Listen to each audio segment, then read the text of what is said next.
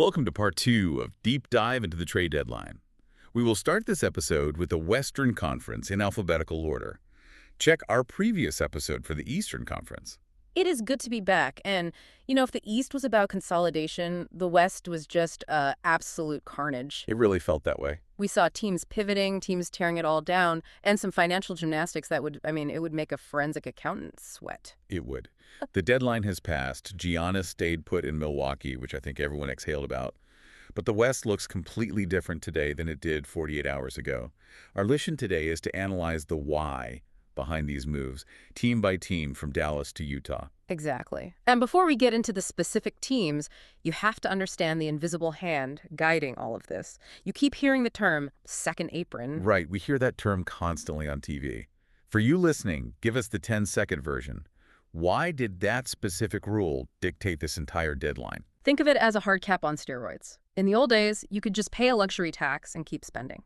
Now, if you cross that second apron financial line, the league puts you in a straitjacket. A straitjacket, okay. You lose the ability to combine salaries and trades, you can't trade draft picks 7 years out, and your mid-level exception just freezes. It basically paralyzes your front office. Wow. So what you saw in the West was half the league trying to duck under that line to save their flexibility, and the other half realizing their window is shutting, so they panicked. Okay, keeping that straitjacket in mind, let's look at the team that arguably made the loudest noise and, well, not necessarily in a good way. We start alphabetically with the Dallas Mavericks. Dallas. Where do we even begin? I mean, talk about a bombshell. Just a year after that blockbuster deal to pair Anthony Davis with Luka Doncic, they trade him. They send AD, Jaden Hardy, D'Angelo Russell, and Dante Exum to the Washington Wizards. And in return, they get Chris Middleton, a bunch of young guys like A.J. Johnson and Malachi Branham, Marvin Bagley III, and 2 future firsts. A massive overhaul. Massive. I'm looking at this and my jaw's on the floor. They traded a top 5 caliber player when healthy, essentially for salary relief and picks. Right.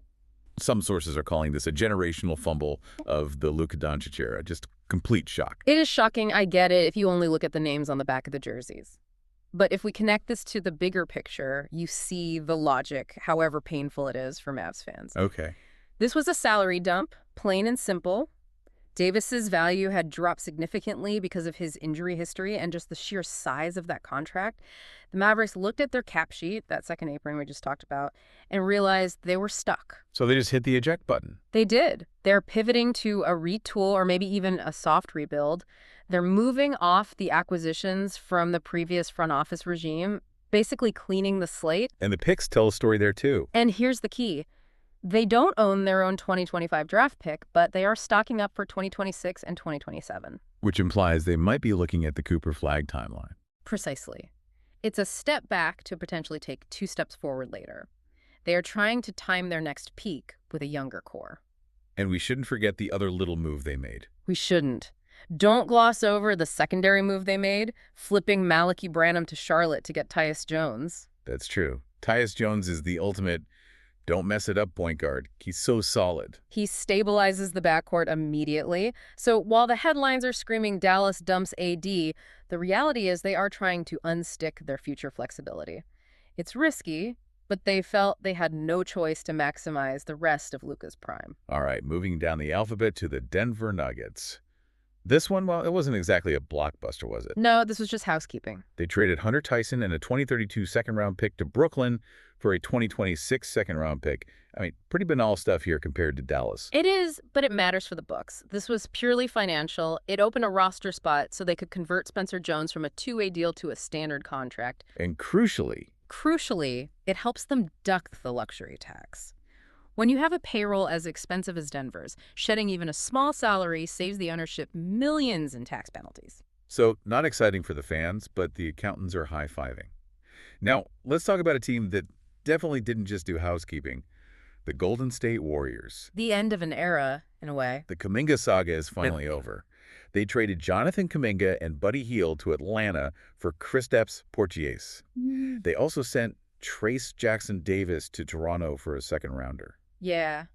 I have to say, there's a sense of disappointment here. They swung for Giannis, didn't get him, and landed on Porziņģis. It feels like an oops trade, doesn't it? like Plan B. Exactly. Plan B. They were trying to fix the roster mix because Kuminga and Steve Kerr they never fully clicked. The trust wasn't there. But Porziņģis, that feels like a huge risk. It's a massive gamble because of health history. Will he play is the eternal question with Kristaps. When he plays, he offers incredible spacing for Steph Curry.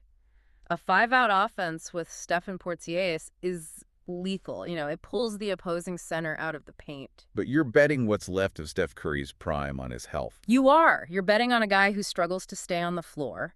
It feels like they're just rearranging deck chairs rather than steering the ship toward a championship. I'd agree. These are cosmetic moves. They change the look of the team.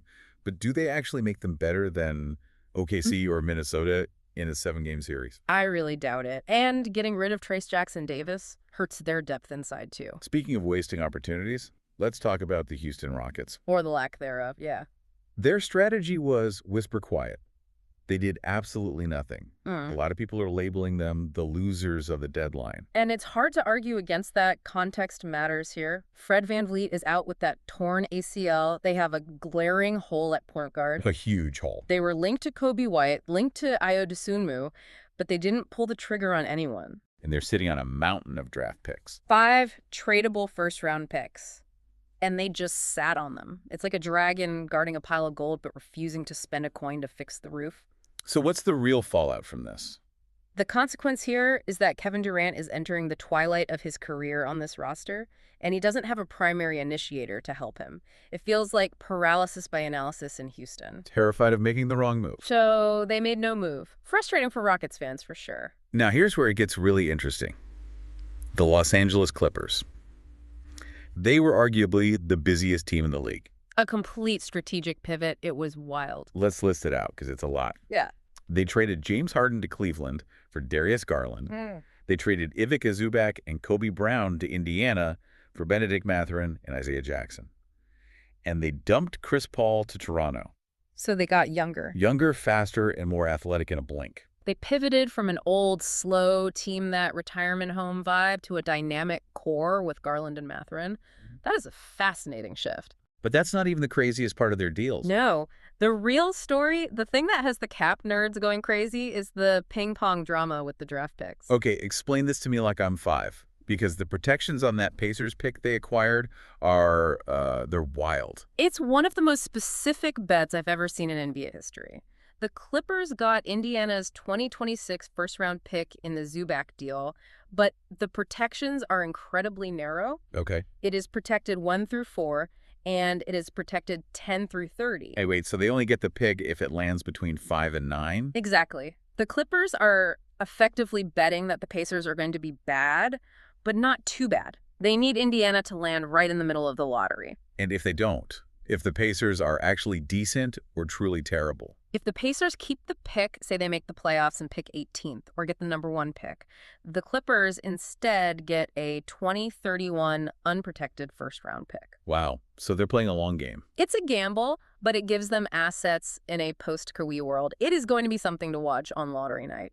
Oh, for sure. You're going to have Clippers fans rooting for specific ping pong balls for a team they don't even root for. It raises a great question about how teams value these specific tranches of the draft. The Clippers clearly see value in that 5-9 range. Let's stay in LA and look at the Lakers. They made a move that looks good on paper, but maybe has some holes. Luke Kennard. Yes. They traded Gabe Vincent and a 2032 second-round pick to Atlanta for Luke Kennard. Finally, the Lakers get some legitimate shooting. He was hitting nearly 50% from 3 recently. The spacing is undeniable. Right. It helps a top 10 offense. LeBron James with kick-out options is always a recipe for success. But if we look at the other side of the ball, the Lakers have the 24th ranked defense. And Kennard isn't helping that. No. Trading Gabe Vincent, who was their best point of attack defender, for Kennard hurts that defense even more. So it's all gas, no brakes. Pretty much. They're going to try to outscore everyone. And it's also about asset management. That 2032 second rounder was their last tradable asset. They had to do something. They used it to do something for LeBron without ruining their summer cap space, since Kennard is an expiring contract. It's a move to placate the stars without committing long-term money. A Band-Aid, basically. Okay, a Band-Aid. Now let's go to Memphis. The Grizzlies. Wow. They traded Jaren Jackson Jr. A full teardown. They sent JJJ, a former Defensive Player of the Year, and Eric Gordon to Utah. In return, they got 3 first-round picks and players like Taylor Hendricks and Walker Clayton Jr. This is a classic sell-high move in a depressed market. They looked at their timeline, looked at the standings, and just decided to maximize value for Jackson Jr. right now. But they kept Ja Morant. That seems odd if it's a full teardown. For now, the offers probably weren't high enough for Ja given his recent availability issues and off-court history. But make no mistake, by trading their defensive anchor, the Grizzlies are tanking. They're going for a top pick. Absolutely. They want a high draft pick this year. This signifies the end of the grit and grind 2.0 era. It's going to be a rough finish to the season in Memphis. Moving north to the Minnesota Timberwolves.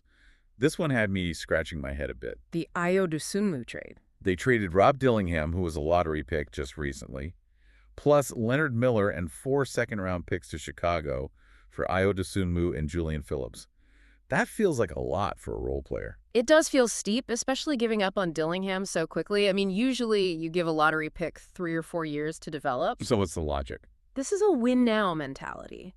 Minnesota missed on Giannis, so they pivoted to fixing their immediate needs. And they really like Ayo. They do. He's a sneaky great fit next to Anthony Edwards. Dillingham is small and gets hunted on defense. Dosunmu provides that point-of-attack defense, some size, and secondary playmaking. So it's an upgrade for right now. It's an upgrade for the playoffs. Even if they mortgage some future depth to get it, they chose certainty over potential. Okay, rapid fire for a couple of these. New Orleans Pelicans. Traded Jose Alvarado to the Knicks, purely financial discipline. The Pels are going nowhere this year, so they moved a fan favorite to avoid luxury tax implications next season. That's a tough one for the fans. Smart for the balance sheet, but it hurts the heart and soul of the fan base. Alvarado was the energy guy. And the Oklahoma City Thunder. They traded a late 2026 first-rounder for Jared McCain from Philly. The rich get richer. McCain was a Rookie of the Year contender before he got hurt. Exactly. It's a low-risk flyer. OKC has so many picks they can afford to gamble on McCain's upside. If he hits, it's a steal. If not, they didn't lose much. It's smart asset management. Phoenix Suns. Traded Cole Anthony and Amir Coffey to Milwaukee for Nick Richards and Nigel Hayes-Davis. Again, this is a luxury tax maneuver to get under the apron while swapping some back-end rotation parts. Okay. Doesn't really move the needle. And Portland. Traded Vit Krejci to Atlanta for Duop Reith. A minor roster shuffle. Largely inconsequential. Okay, Sacramento Kings. This one, I don't get it. Join the club. They acquired DeAndre Hunter in a multi-team deal. It feels like they just got more expensive and worse at the same time. It's confusing.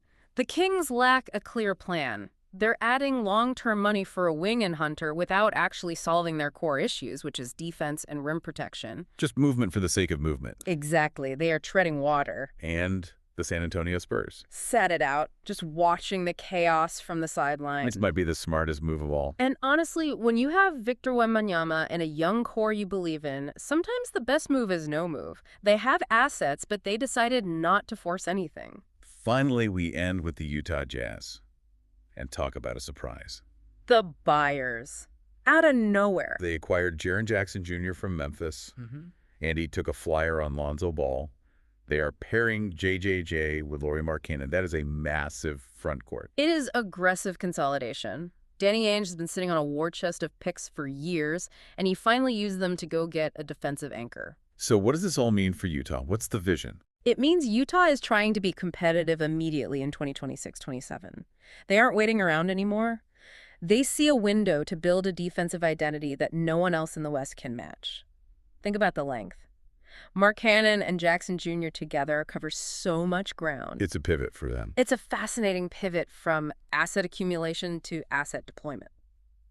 So, zooming out, looking at the whole conference. Yeah. What is the big takeaway here? The West has split into 3 distinct groups. You have teams aggressively retooling like the Clippers in Utah, trying to build something new on the fly.